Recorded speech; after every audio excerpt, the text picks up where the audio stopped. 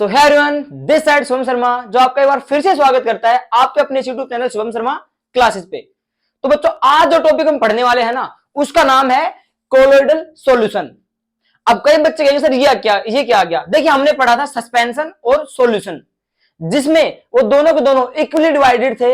किसके द्वारा? होमोजीनियस और हेट्रोजीनियस के पार्टिकल्स के द्वारा। यानी कि सर उसमें एक में तो होमोजीनियस था मिक्सचर और एक में हेट्रोजीनियस था। सर इसमें क्या होगा? ठीक है, तो बहुत ही मजेदार और इंटरेस्टिंग टॉपिक है। जो बच्चा इसको पूरा कंप्लीट देखेगा उसको समझ में आ जाएगा, जो नहीं देखेगा उसको नहीं आएगा। ठीक है, अब बात यहां पर आती है कि जिसने इसके हमने देखिए हमारा यहां पे कौन सा पार्ट है आज, ये पार्ट थर्ड। ठीक है, अब जिस बच्चे ने part first and part second नहीं देखा उसके लिंक हमने डिस्क्रिप्शन बॉक्स में डाल दिए हैं। पहले उनको पढ़ना और फिर इसको पढ़ना। अगर आप डायरेक्ट इसको पढ़ोगे ना तो कुछ समझ में नहीं आएगा, फिर आप कहोगे सर हमारे को समझ में नहीं आया, ये नहीं आया। पहले पार्ट फर्स्ट और पार्ट सेकंड देखना कि सर सॉल्यूशन क्या होता है, क्योंकि मैंने पहले जिक्र किसका किया? सॉल्यूशन और सस्पेंशन का। उसके बाद में उनका एक बड़ा भाई आता है कोलोइडल सॉल्यूशन, जिसमें दोनों के कॉम्बिनेशन है। ठीक है, जैसे इसमें आपको पार्टिकल्स मिलेंगे, आपको हेट्रोजीनियस के भी मिलेंगे, होमोजीनियस के मिलेंगे, आधे गुण इसके आपको सॉल्यूशन के मिलेंगे, फिर सस्पेंशन के मिलेंगे। मिला जुला कॉम्बिनेशन है, समझने की बात ये है। चलिए तो स्टार्ट करते हैं। उससे पहले जिस नए भैया बहन ने या जो हमारे चैनल पर फर्स्ट टाइम विजिट कर रहा है, सब्सक्राइब नहीं किया तो ये शुभ काम सबसे पहले कर दीजिए, ताकि आपको हर नई अपडेट है ना सही समय पर मिल जाए। बस बात ये है सीधी सी। देखिए, अब हमारे पास है कोलोइडल सॉल्यूशन। देखिए, इन दिस सोल्यूट पार्टिकल्स, यानी कि इस सॉल्यूशन के अंदर सोल्यूट पार्टिकल्स सस्पेंडेड यूनिफॉर्मली। पहली बात तो आपकी यहां तक है कि इस सॉल्यूशन के अंदर है ना जो सोल्यूट पार्टिकल्स है ना वो यूनिफॉर्मली सस्पेंडेड रहते हैं। अब जिस बच्चे को सस्पेंडेड नहीं पता वो अभी हम डायग्राम की सहायता से समझाएंगे आपको, लेकिन उससे पहले आगे देखिए। Uniformly in solution, colloidal solution appears homogeneous but in actual it is a heterogeneous mixture. मैंने आपको कहा था ना दोनों कॉम्बिनेशन है कि सर कोलोइडल सॉल्यूशन जो है ना ये देखने में तो लगता है होमोजीनियस है, बट ये वास्तविकता में क्या होता है? हेट्रोजीनियस होता है।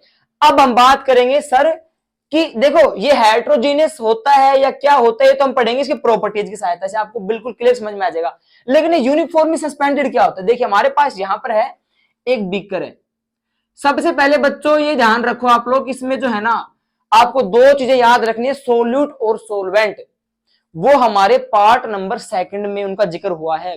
सोल्यूट क्या होते हैं, सोलवेंट क्या होते हैं, पूरे चैप्टर में वही बार बार आ रहे हैं और ये चित्र हमारे पास बार बार आ रहा है। देखिए, हमारे पास कह रहा है कि सर सोल्यूट के पार्टिकल सस्पेंडेड रहेंगे इसके अंदर, यूनिफॉर्म सस्पेंडेड रहेंगे। अब देखिए, जैसे मैं इसके अंदर भाई ऐसे ड्रॉप ना बना के सीधा आपको मैं ये बता रहा हूं, देखिए नॉर्मल सी है, समझ में आ जाएगा। जैसे सर ये इसका लेवल है, देखिए यहां तक इसमें क्या है, ये है वाटर। क्या है भाई? ये पूरा का पूरा क्या है? ये वाटर है। आपको सर आपने इसमें टिक टिक क्यों नहीं किए, समझने की बात वही है। देखिए, मान लो ये वाटर हमारे पास है, ठीक है। अब देखिए इसके अंदर सॉलिड पार्टिकल्स हैं ऐसे, ठीक है। ये क्या है? सॉलिड पार्टिकल्स हैं।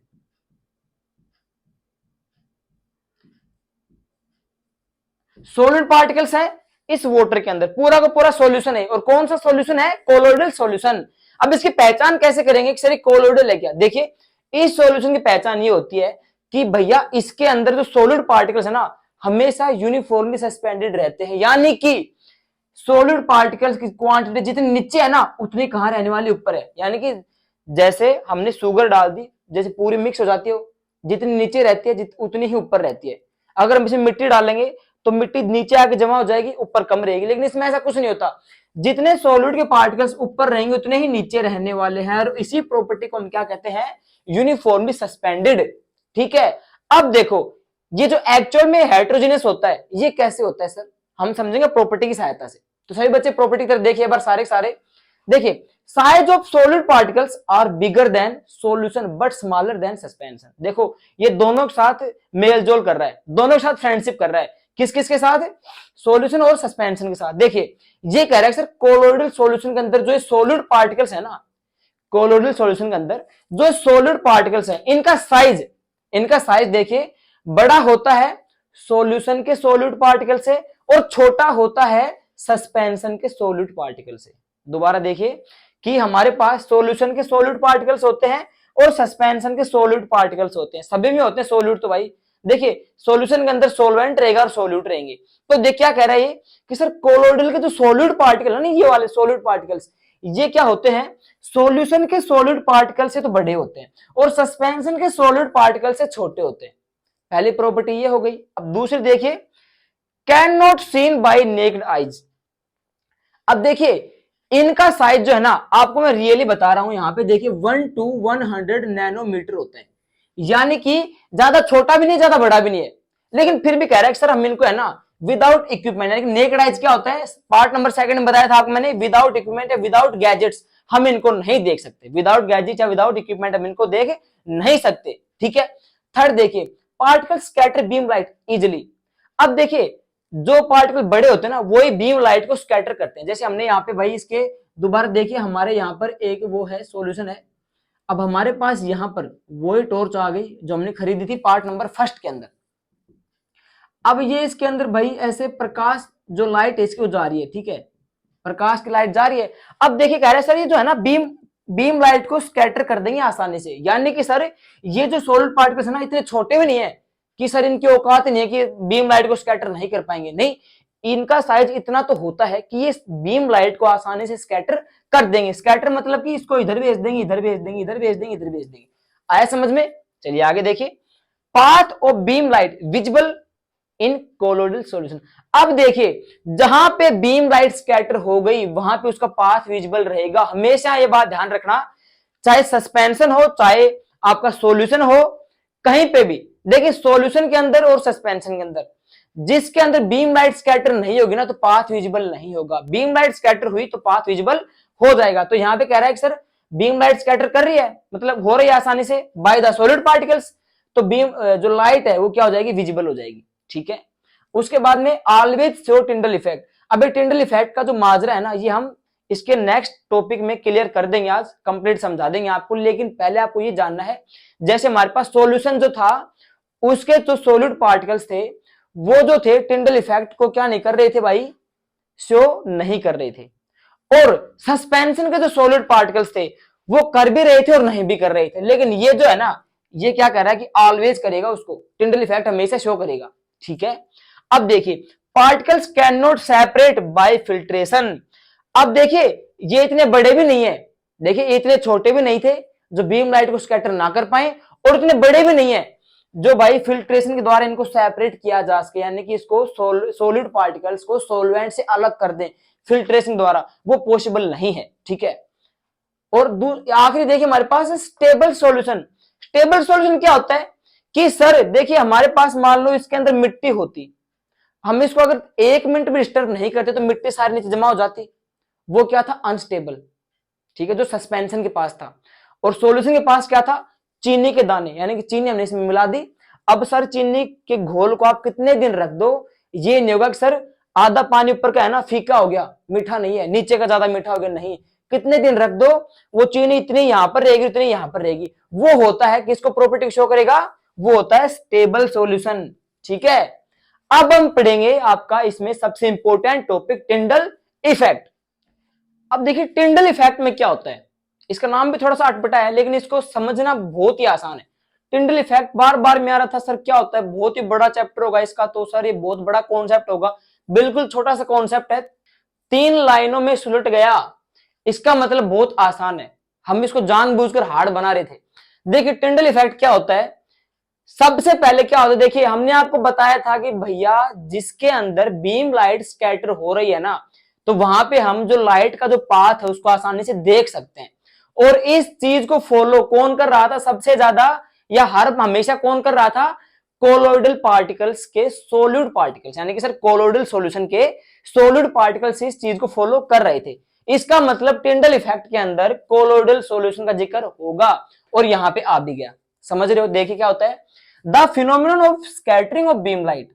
सबसे पहले फिनोमिनन होता है बीम लाइट को स्कैटर करने का। अब सर बीम लाइट को स्कैटर कौन कर रहा है, due to the presence of colloidal particles, कि सर कोलोइडल पार्टिकल्स के प्रेजेंस में जो कोलोइडल पार्टिकल्स के अंदर जो सॉलिड पार्टिकल्स हैं वो सर बीम लाइट को स्कैटर कर रहे हैं, जिसकी वजह से by this effect we can see the path of light, और इसकी वजह से हम लाइट के पाथ को आराम से देख सकते हैं। अब देखिए जो हमारे पास सॉल्यूशन था उसमें हम लाइट के पाथ को नहीं देख पा रहे थे, इसका मतलब वहां बीम लाइट स्कैटर नहीं हो रही थी। सस्पेंशन के अंदर हम उसको देख पा भी रहे थे और नहीं भी देख पा रहे थे, इसका मतलब वहां पे बीम लाइट स्कैटर हो भी रही थी और ना के बराबर, मतलब कि थी भी और नहीं भी। लेकिन कोलोइडल सॉल्यूशन हमारा क्या कह रहा है कि मैं तो भाई बीम लाइट को स्कैटर कर दूंगा, इसका मतलब आप आसानी से लाइट के पाथ को आसानी से देख सकते हो, इसका मतलब इसमें कुछ ना कुछ तो बात है। अब देखिए वो बात इसमें ये थी कि कोलोइडल पार्टिकल्स क्या करते हैं, बीम लाइट को स्कैटर करते हैं, जिसकी सहायता से हम आसानी से लाइट के पाथ को देख पाते हैं। कभी कभी भाई हमारी क्लास के अंदर बीच बीच में हरियाणवी लैंग्वेज यूज हो जाती है, तो आप उसको दिमाग से मत लेना, हरियाणवी लैंग्वेज भाई हमारे रग रग में बसी हुई है, समझ सकते हो ना आप, क्योंकि मैं हरियाणा से बिलोंग करता हूं। देखिए यहाँ पे हमारे पास इसका हम समझेंगे एक, जैसे हमारी डेली एक्टिविटीज होती है ना, उसी के एग्जाम्पल से हम समझेंगे इसको। देखिए हमारे पास क्या होता है, मान लो कोई रूम है और रूम हमारे पास है डार्क रूम, भूत वाला कमरा, डार्क रूम है, कुछ भी नहीं है, अंधेरा ही अंधेरा है वहां पे। अब देखिए उसमें क्या होगा, आपने क्या किया, यहाँ पे आपने उसकी जो हम देखो रोशनदान लगाते हैं ना ऊपर, जो गोल गोल होते हैं, ऐसे आपने देखा भी होगा, ऐसे गोल गोल होते हैं भाई। अब इस रोशनदान में से यहां से क्या आ रही है भाई, ये सनलाइट आ रही है, और बिल्कुल जो रूम था डार्क था भाई, अंधेरा था इसके अंदर, बिल्कुल डार्क था। अब देखो यहाँ पे आप जो देखते हो कि आपको है ना बिल्कुल एक सीधा पाथ दिखाई देता है, किसका, लाइट का। आप जब कभी भी अंधेरे रूम में जाते हो तो वहां पे आप लाइट के पाथ को आसानी से देख लेते हो। और वो कैसे देख लेते हो भाई आप, क्योंकि रूम के अंदर डस्ट पार्टिकल्स मौजूद थे, जो ना ज्यादा बड़े थे ना ज्यादा छोटे थे, जिनको हम विदाउट इक्विपमेंट नहीं देख पा रहे थे, लेकिन उसमें इतनी तो ताकत थी कि वो बीम लाइट को स्कैटर कर रहे थे, और उसी की वजह से हम उस रास्ते को आसानी से देख पा रहे थे। दूसरी तरफ हमारे पास जैसे मान लो कोई फॉरेस्ट है, फॉरेस्ट में चले गए आप, तो फॉरेस्ट में जैसे नीचे जो सरफेस होता है वो डार्क होता है, एकदम डार्क होता है, और जैसे यहाँ पर पेड़ उग रहे हैं, अब इन पेड़ों में से जैसे आप सीधी सीधी लाइन देखते हो लाइट की, वो क्या होता है, अब उस एनवायरमेंट में क्या चीज है जो लाइट को स्कैटर कर रही है, वहां पे होती है फोग। फोग क्या करती है, बीम लाइट को स्कैटर करती है, जिसकी वजह से हम उसके रास्ते को आसानी से देख लेते हैं। ये हमारे पास होता है टिंडल इफेक्ट। अब देखिए इस चैप्टर के हम आपके टोटल 4 पार्ट डिवाइड कर रहे हैं, या तीसरा पार्ट है, कल इसका आपको मिल जाएगा चौथा पार्ट, क्योंकि देखिए थोड़ा थोड़ा पढ़ेंगे तभी आपको पूरा समझ में आएगा। अब भाई वन शॉट तो लास्ट में रिवीजन करेंगे तब चलाएंगे आप बच्चों के लिए, 9th क्लास बच्चों के लिए, क्योंकि हमारी जिम्मेदारी है आपके 9th क्लास के अंदर 95 से ऊपर बना के देना। हम पूरा सहयोग करेंगे, बस आपको भी सहयोग करना पड़ेगा हमारा, ठीक है, आपके शुभम भैया का। अब देखिए इसके बाद में जो टॉपिक आएगा ना हमारे पास, इस चैप्टर का one of the most interesting topic है, जो बहुत ही मजेदार टॉपिक है। अब आपको ऑब्वियसली मजेदार तो सारे हैं, लेकिन वो सब ज्यादा है, तो उसके हम आज 2 या 3 टॉपिक पढ़ेंगे, और बाकी के पढ़ेंगे अगली क्लास के अंदर। Separating the components of a mixture. अब देखिए हमने भाई सोल्यूट सोलवेंट को मिला दिया है ना, उनके सब कुछ देख लिया हमने कि भाई कैसे ये क्या कर रहे हैं, बीम लाइट स्कैटर कर रहे हैं नहीं कर रहे, सब कुछ पढ़ लिया। अब बारी है उनको अलग अलग करने की, जुदा करने की, ठीक है, सीरियसली टॉपिक है। अब हम उनको अलग करेंगे। अब सर अलग जो है हम उनको किन किन विधियों से कर सकते हैं, मैं तो भाई हिंदी मीडियम में आ गया, नहीं, कितने ऐसे प्रोसेस हैं कि हम उनको अलग कर सकते हैं। तो पहला हमारे पास प्रोसेस आता है इवेपोरेशन, जो सबसे सस्ता सा टॉपिक हमारे पास है भाई, इवेपोरेशन। भाई ये तो आप शुरू से प्राचीन काल से पढ़ते आ रहे होगे कि भाई इवेपोरेशन से क्या होता है, पानी की जो भाप है ना वो बन जाती है। अब सर इस चैप्टर से क्या लेना देना इसका, वो हम पढ़ेंगे। देखिए इवेपोरेशन से हम किसी चीज के टू कंपोनेंट्स को अलग अलग कैसे कर सकते हैं, तो देखिए हमारे पास इन दिस प्रोसेस, इस प्रक्रिया में we can separate two components, कि हम दो कंपोनेंट्स को अलग कर सकते हैं किसी भी मिक्सचर के, इन विच, अब उन दो कंपोनेंट्स में एक तो होना चाहिए इवेपोरेट होने वाला और एक जो हमेशा सस्पेंडेड उसमें रहेगा। यानी कि सर हमारे पास दो कंपोनेंट हैं जिसमें कम से कम एक ऐसा होना चाहिए कि जो इवेपोरेशन के प्रोसेस को फॉलो करता हो, यानी कि उसकी भाप बन सके, तब हम उसको अलग अलग कर सकते हैं। और वहां पे हम कौन सा प्रोसेस लगाएंगे, इवेपोरेशन। अब इसका देखिए हमारे पास एग्जांपल है डाई फ्रॉम इंक। अब देखिए हमारे पास जो डाई होती है ना भाई, ये नहीं इंक होती है ना हमारे पास, जो देखिए यहाँ पे इंक में मिक्सचर होते हैं दो चीजों के, एक तो होती है इसके अंदर डाई और एक होता है इसके अंदर वाटर। यानी कि हमें डाई को अलग करना है वाटर से, बात कहने की ये है। अब इसमें से जो इवेपोरेशन के रूल को फॉलो कर रहा है वो कौन सा है, वाटर है। अब इसको हम अलग कैसे करेंगे, देखिए हमारे पास यहां पर एक बीकर है, ठीक है, यहां पे हमने भाई कुछ वो स्टोव वगैरह लगा दिए, ठीक है, जिसमें से इसको हीट मिल रही है, ये वाटर है, इसको हीट मिल रही है, और यहां पे हमने भाई एक चाइना डिश रख दी, ठीक है, ये हमारे पास क्या है, चाइना डिश रख दी हमने, और इस चाइना डिश के अंदर हमारे पास क्या है, ये मिक्सचर, यानी किसका है भाई, इंक का। सर हमने जो है ये पानी रख दिया किसी गैस स्टोव के ऊपर इसको गर्म करने के लिए, ठीक है, और उसके ऊपर हमने रख दी भाई चाइना डिश, उसके अंदर हमारे पास इंक है, यानी कि मिक्सचर है डाई और वाटर का। हमें इवेपोरेशन के द्वारा उनको अलग करना है। कैसे करेंगे, देखिए जैसे जैसे हीट बढ़ेगी वैसे वैसे यहाँ पे जो पानी है ना, इसके वेपर बनना चालू हो जाएंगे, और वेपर आप पता है गर्म होते हैं, ठीक है, तो जैसे इनके वेपर इसको टकराएंगे, इसके यहाँ पे ऐसे कोलाइड करेंगे, इसके टकराएंगे यहाँ पे, तो ये चाइना डिश क्या हो जाएगी, ये भी क्या हो जाएगी आपकी, हॉट हो जाएगी, गर्म हो जाएगी। गर्म होने के बाद क्या होगा कि इसके अंदर जो पानी था ना, जो वाटर था, क्योंकि दो चीजों का कॉम्बिनेशन है, वाटर और डाई का, अब ये वाटर क्या हो जाएगा, ये यहां से रफू चक्कर हो जाएगा, और इसके अंदर बची क्या रह जाएगी आपकी डाई। सो हम कह सकते हैं कि सर हमने डाई को पानी से अलग कर दिया, पानी जो था वो इवेपोरेट हो गया। अब देखिए इन विच वन कैन, यानी कि वन कैन की एक कम से कम यहाँ पे इवेपोरेट हो जाएगा, तो पानी हो गया और डाई इसमें बची रह गई। सो ये हमारा पहला पॉइंट था कि सर हमें दो चीजों को अलग करना है, कौन सी प्रक्रिया से, इवेपोरेशन की प्रक्रिया से। अब हम पढ़ेंगे इसका नेक्स्ट जो टॉपिक है कि भाई उससे हम दो चीजों को अलग कैसे कर सकते हैं। So next we have centrifugation. Evaporation के बाद हमारे पास है सेंट्रीफ्यूगेशन। इसमें क्या होता है, देखिए एग्जांपल से आप समझ गए होंगे पहले ही बिना ही बताए कि सर बटर फ्रॉम मिल्क, की मिल्क से बटर को अलग कैसे किया जाता है। जैसे गांव के अंदर भाई जैसे दही जिसको बिलोया जाता है, कहने कहने के तात्पर्य दही बिलोना जो होता है गांव के अंदर बिलोते हैं भाई, जो देसी बच्चे जानते हैं इन चीजों को, उनको पता है कि सर मिल्क जो सुबह सुबह दही होता है उससे घी को कैसे बाहर निकाला जाता है, कह सकते हैं हम। वो प्रोसेस हमारा ये है कि वो भी जानते हैं, देखिए गांव की महिलाएं भी इस प्रोसेस को जानते हैं, तो हम क्यों नहीं जान सकते, हम तो 9th-10th के बच्चे हैं, ठीक है, जो आप पढ़ रहे हो 9th-10th के बच्चे हो, तो देखिए आप भी समझ जाओगे, फिर आप भी सुबह सुबह ना ये चमत्कार जो है ना कर सकते हो, यानी कि आप खुद कहोगे कि मम्मी आप रहने दो, मैं अलग कर दूंगा, क्योंकि मैं अभी साइंस पढ़कर आया हूं शुभम भैया से, मैं अभी इस घी में से है ना नहीं इस दही में से घी को अलग कर दूंगा। अब देखिए होता क्या है, देखिए in this process mixture is rotated very fast. देखिए इसमें क्या होता है कि जो हमारे पास मिक्सचर है ना, उसको बहुत जोर से घुमाया जाता है, रोटेट किया जाता है उसको, जैसे हमारे पास घर में मिक्सी होती है ना, उसी प्रकार से घुमाया जाता है। देन द डेंसर पार्टिकल्स, अब देखिए हमारे पास दो चीजें यहां पर मेन है, डेंसर और लाइट, सॉरी मैंने ब्लैक पेन से इसको हाईलाइट कर दिया। डेंसर पार्टिकल्स जो है वो सेटल डाउन हो जाते हैं, यानी जो भारी जो चीजें है ना, हमारे पास मिक्सचर है जिसमें भाई 2 कंपोनेंट है, अब जिसको हम जोर से घुमाएंगे, तो घुमाने के बाद जो भारी जो कंपोनेंट है, जो सब्सटेंसेस हैं, पदार्थ हैं, वो नीचे जम जाएंगे, सेटल डाउन हो जाएंगे, और जो हल्के जो सब्सटेंस है, पदार्थ हैं, वो स्टे एट टॉप, ऊपर आ जाएंगे। समझे, एग्जांपल क्या होता है, सर बटर फ्रॉम मिल्क, कि सर जैसे मिल्क, इसमें तो मिल्क आ रहा है, लेकिन हम तो क्या बोलते हैं भाई गांव वाली भाषा में इसको, जैसे सुबह सुबह सर दही बिलोते हैं, उसमें से सर घी बाहर आ जाता है, वही बात है यहाँ पर, समझ गए सही बच्चे। सो अब इसके बढ़ते हैं नेक्स्ट टॉपिक के ऊपर। सो हमारे पास आगे इसका सेपरेटिंग फनल, देखिए यहाँ पे फनल दे रखा है, इसके जगह आप बीकर भी कर सकते हो, लेकिन चैप्टर के अकॉर्डिंग हम पढ़ रहे हैं सेपरेटिंग फनल। इसमें क्या होता है, देखिए हम आपसे कह रहे हैं कि इसका एग्जांपल है ऑयल फ्रॉम वाटर, तो आप समझ गए, क्या कभी जो ऑयल है पानी में मिल सकता है, आप कहोगे सर नहीं मिल सकता, ऊपर तैरने लग जाता है। अब वो तैरता क्यों है, उसकी डेंसिटी के आधार पर जो लेयर बन जाती है, पानी की नीचे लेयर बन गई और ऑयल की ऊपर लेयर बन गई, लेयर बनते हैं उनकी डेंसिटी के आधार पर। लेकिन सर होता क्यों है ऐसा, ये बताओ हमको तो भैया।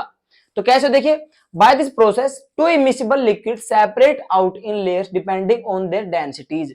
देखिए हमारे पास जैसे कोई भी यहाँ पे फनल है, ठीक है, जैसे हमने यहाँ पे कोई भी एक ऐसा फनल बना लिया, जैसे कोई भी कीप है हमने बना लिया, ठीक है, बस नॉर्मल से ऐसे हमने बना लिया, इसके यहां तक क्या है, ये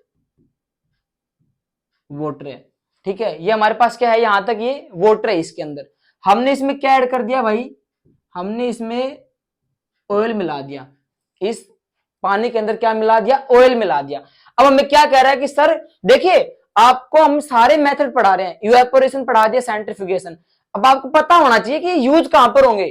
अब मैं आपको ये दे दूं, अब आपको भाई इसमें आप कौन सा प्रोसेस लगाकर अलग अलग करोगे तो फिर आप क्या कहोगे, इवेपोरेशन नहीं, यहां पे क्या लगाओगे तो सूटेबल है, क्या कहोगे सर, अगर आपने पढ़ा है तो बता दो कि सर यहां पे हम लगाएंगे सेपरेटिंग फ्यूनल, क्योंकि सर इसमें है ना इमिसिबल दो चीजें हैं जो आपस में मिक्स नहीं हो सकती। इमिसिबल क्या होता है, जो आपस में मिक्स नहीं हो पाते। देखिए इस प्रोसेस के अंदर दो लिक्विड को सेपरेट करना है, वो लिक्विड कौन से हैं जो आपस में मिक्स नहीं हो सकते, और क्या बना लेते हैं, वो लेयर बना लेते हैं उनकी डिपेंडिंग होकर, यानी कि डेंसिटी के आधार पर डिपेंड होकर।